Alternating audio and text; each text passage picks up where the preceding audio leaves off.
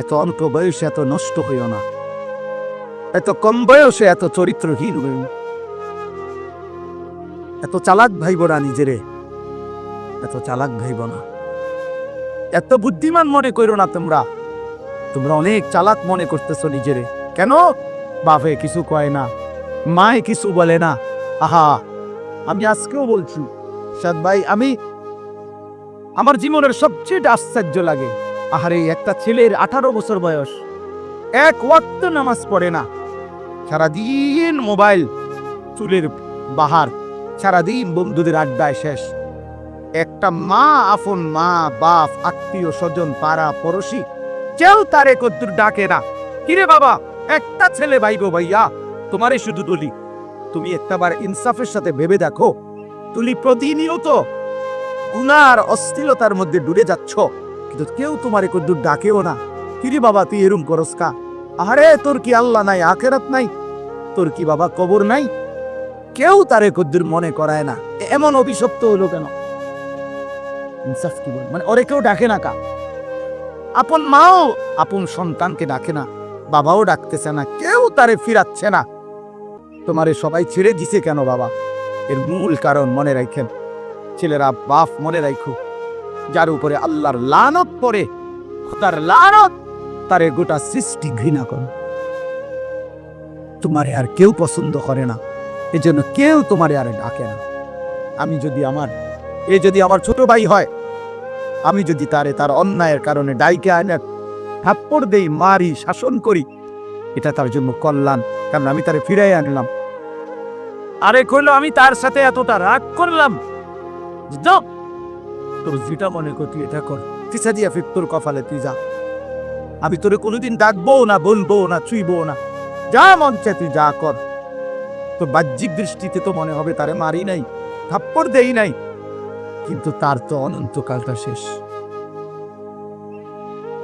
তার ভবিষ্যৎটা শেষ, তার লাইফটা তো শেষ। তার চাইতে ভালো ছিল তারে মারা, কি হরি ঘুষি দিয়া হইল, ফিরাইয়া আনা, এটা উত্তম ছিল না? এখানে তোমারে ফিরাবে না কেন? তোমরা যারা সারাদিন রাত এক ওয়াক্ত নামাজ পড়ো না, কোনোভাবেই আল্লাহ আখেরাত পরকালের কিছুই বুঝো না, এমন অভিশপ্ত, মাত্র 18 বছর বয়সে খোদার গজব পড়লো তোমার উপরে, আল্লাহর লানত পড়লো কেন? 18 বছর বয়সে এত বড় নাফরমান হয়ে গেল কেন? 20 বছর বয়স না হইতে বাবা তুমি এত বড় আল্লাহর অভিশপ্ত বান্দা হইয়া গেল কেন, যে কেউ তোমার আর পছন্দ করে না, কেউ ডাকে না? আমি একটু আগেও বলছি বয়ানে, আমার মার বয়স 75 বছর, আমার আম্মার বয়স, আমার বয়স 44 বছর। আমি আজকে 21 বছর ওয়াজ মাহফিলের এই জিন্দিগি আমার, আলহামদুলিল্লাহ। আমার 4টা সন্তান আছে বাবা, আমার 4টা ছেলে মেয়ে আছে। আমার এই 44 বছর বয়সেও আমার আম্মা 75 বয়স্ক মহিলা, এখনো আমার মা আমারে কথা হইলেই বলে, হুত নজর শুন, খোদার কসম মা আমারে এখনো জিগায়, ফুত নামাজ পড়ছুনি, নামাজ পড়ছু। আমার সন্তানদেরকে দেখলো জিগা, নাতি নামাজ পড়ছু। আমার মা আমারে আজও বলে, ফুত কত হানে ওয়াজে যাও, মানুষের লোকে টাকা পয়সা লইয়া, কি করো না, কষ্ট দিও না, ঝামেলা করো না। কতবার যে কইছে মা আমার এই কথাটা, শতবার কইছে মা আমারে আমার এই জীবনে। কিরে ভাইয়া, 75 বছর বয়স্ক মা তো আমার 44 বছর বয়সী সন্তানকে আজও ডাকে যে ফুত নামাজ পড়ছনি। তোমার বয়স মাত্র 18 বছর, তোমারে কেন কেউ ডাকে না? তোমার জীবনে তো বড় অভিশপ্ত হলো কেন? নুয়াল্লিহি মা তাওয়াল্লা ওয়া নুসলিহি জাহান্নাম ওয়া সাআত মাসীরা। আল্লাহ বলে, আমার যে বান্দা আমার রাসূলের বিরুদ্ধাচরণ করবে এবং আমার ঈমানদার মুমিনদের পথ থেকে উল্টো পথে চলবে, আল্লাহর কসম আল্লাহ বলে, নুয়াল্লিহি মা তাওয়াল্লা, আমি তাকে সেই উল্টো পথেই চালাবো, ওয়া নুসলিহি জাহান্নাম, একদিন তাকে জাহান্নামেই ফেলে দেব, একদিন তাকে জাহান্নামেই ফেলে দেব। ওয়ালা তাকুন কাল্লাযীনা নাসুল্লাহ ফাআনসাহুম আনফুসাহুম। রব্বুল আলামিন বলেন, ইমানদার, আমি আল্লাহকে এতটা ভুলে যেও না। বেশি দিন ভুলে গেলে আমি একদিন তোমাকে নিজের পরিচয় ভুলিয়ে দেব। আত্মপরিচয় ভুলে যাবা বান্দা, আর কোনোদিন মনে পড়বে না তুমি মুসলমান। আর কোনোদিন মনে পড়বে না তোমার কবর আছে, হাসর আছে, আখিরাত আছে। আর কোনোদিন পরকাল ভুলে দেব। ব্যস্ততম এই দুনিয়ায় কারাকারি কামরা কামরি করতে করতে, দুনিয়া কারাকারি করতে করতে, দুনিয়ার নেশায় পড়ে থাকতে থাকতে একদিন কবরে পৌঁছায় দেব,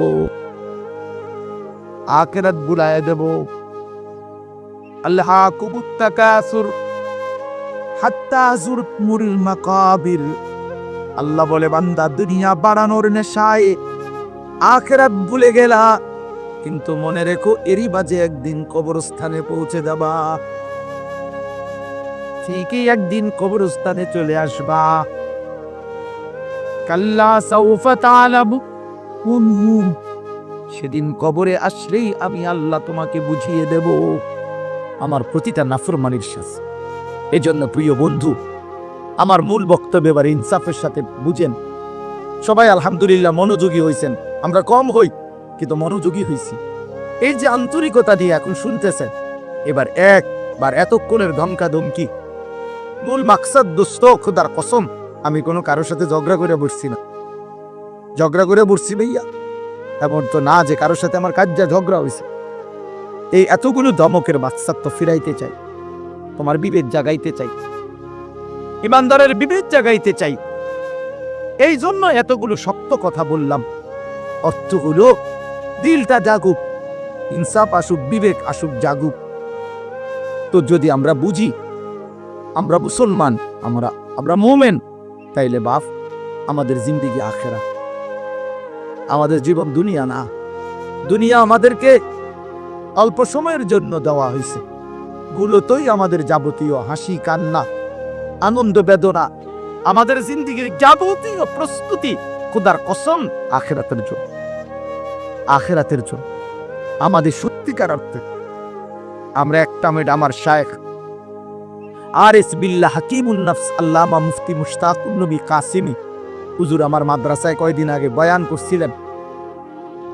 8 ফেব্রুয়ারি আমি আমার মাদ্রাসায় কিশোর যুবক ছেলেদের জন্য আলাদা ইসলাহি মজলিসের আয়োজন করছিলাম বয়ানের। 16 বছর থেকে 30 বছর বয়সী, শুধু এই বয়সী ছেলেদের জন্য প্রায় 600 ছেলে উপস্থিত হয়েছিল। তখন হযরত বলছিলেন ওইখানে বয়ানে যে, ভাইয়া, আমাদের জিন্দেগি দুইটা। আমাদেরকে আমাদের আল্লাহ দুনিয়া ছাড়তে বলে নাই, আখিরাত ভুলতে বলে নাই, দুনিয়া বাদ দিতে বলে নাই। আল্লাহ ওয়ালা তানসা নাসিবাকা মিনাদ দুনিয়া। আল্লাহ বলছি, বান্দা, দুনিয়া ভুলে যেও না। আমি বাজার, ব্যবসা, হাট ঘাট, চাকরি, ক্ষেত খামার, স্ত্রী, সন্তান, ঘর পরিবার, ঘুম, আহার, নিদ্রা, আমি কোনোটাই বাদ দিতে বলি নাই বান্দা, ছাড়তে বলি নাই। আমি আল্লাহ তোমাদের জিন্দেগি বানাইছি দুইটা, একটা হলো দুনিয়া আর একটা হলো আখিরাত। দুনিয়া তুমি কর্ম করবা আর আখিরাতের জন্য আমল করবা। দুনিয়া কর্ম, আখিরাত তোমার ধর্ম। দুনিয়ার জন্য করবা কর্ম, আখিরাতের জন্য করবা ধর্ম। তো ধর্ম এবং কর্ম, কর্ম এবং ধর্ম মিলবে, তোমার গন্তব্য জান্নাতই হবে। তাইলে এখন হুজুর একটা আশ্চর্য সুন্দর কথা কইছে যে আল্লাহ বলছে, বান্দা, দুনিয়া তোমার কর্ম, আখিরাতের জন্য তোমার ধর্ম। কিন্তু আখিরাত লম্বা সময়, দুনিয়া স্বল্প সময়। নবীজি সাল্লাল্লাহু আলাইহি সাল্লাম বলছেন, একটা সাগরের মধ্যে যদি কেউ নিজের আঙ্গুল সুবায় ভিজায়, তো আঙ্গুলের অগ্রভাগে যেটুকু পানি, এইটুকুই হলো দুনিয়া, আর সাগরের বাকিটা পানি আখিরাত। তাইলে আখিরাত লম্বা না দুনিয়া লম্বা? বলেন। কিন্তু মজার বিষয় হলো, লম্বা হলো আখিরাত, স্বল্প হলো দুনিয়া। কিন্তু আল্লাহ তাআলা আমার হায়াত, আমার সময় স্বল্প দুনিয়ার জন্যই দিয়েছেন বেশি, আর অনন্তকালের আখিরাতের জন্য আমল চাইছেন অল্প অল্প। সকাল 6টা বাজে 4 রাকাত ফজরের নামাজ, তাহলে 10 মিনিট